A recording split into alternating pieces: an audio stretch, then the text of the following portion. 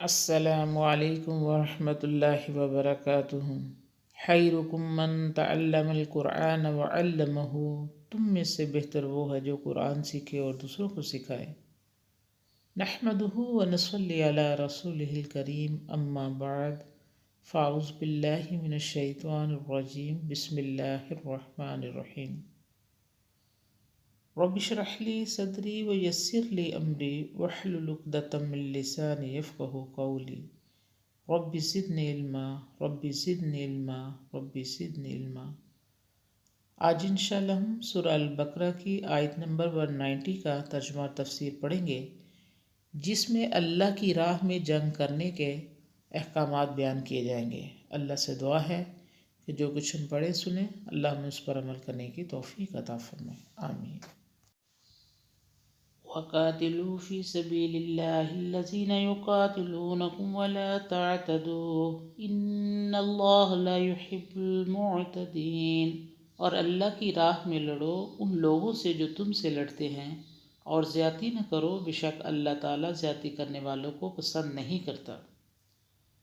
قاتلو، جس کے معنی ہیں جنگ کرنا، لڑنا، یہ حکم مسلمانوں کو اس حالت میں مل رہا ہے جبکہ ان پر ان کے دشمن اور مخالفین اسلام ظلم ڈھا چکے ہیں۔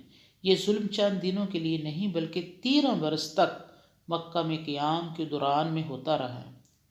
کافروں کی زیادتی اور بے رحمی کے جواب میں صبر کرتے ہوئے مسلمان جب وطن اور گھر بار چھوڑ کر بے وطن ہوئے مدینہ میں جا بسے، تو اس قدر لمبے اور سخت امتحان کے بعد دشمنوں سے مدافعت کے لیے جنگ کی اجازت ہوئی، وہ بھی ظالموں کے بار بار چھیڑ چھاڑ اور حملہ کرنے پر۔ فی سبیل اللہ، اللہ کی راہ میں، یعنی ذاتی غرض کے لیے نہیں بلکہ صرف اللہ کا بول بلند کرنے، شرک مٹانے اور دین حق کی حمایت اور اللہ تعالیٰ کی رضا حاصل کرنے کے لیے ہے۔ الذین یقاتلونکم، جو لوگ تم سے لڑتے ہیں، یعنی وہ جنہوں نے تم پر ہتھیار اٹھائے۔ ان الفاظ سے دو باتیں ظاہر ہوتی ہیں۔ ایک یہ کہ جنگ میں پہل کرنے والے مسلمان نہ تھے اور نہ انہیں ہونا چاہیے تھا۔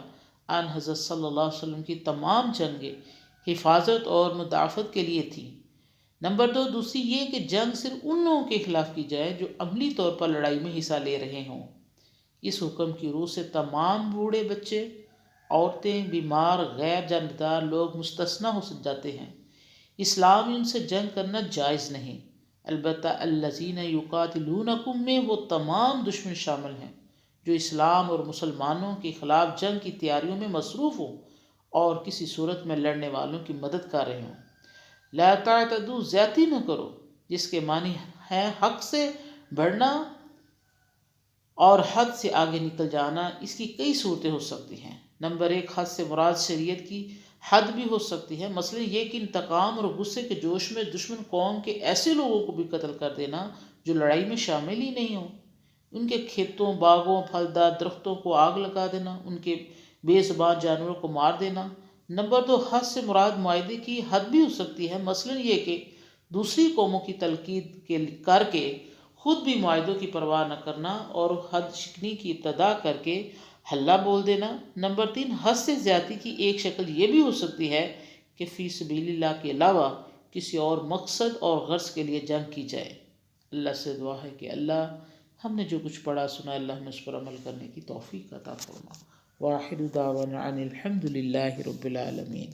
سبحان ربک رب العزۃ عما یصفون، والسلام علی المرسلین، والحمد للہ رب العالمین۔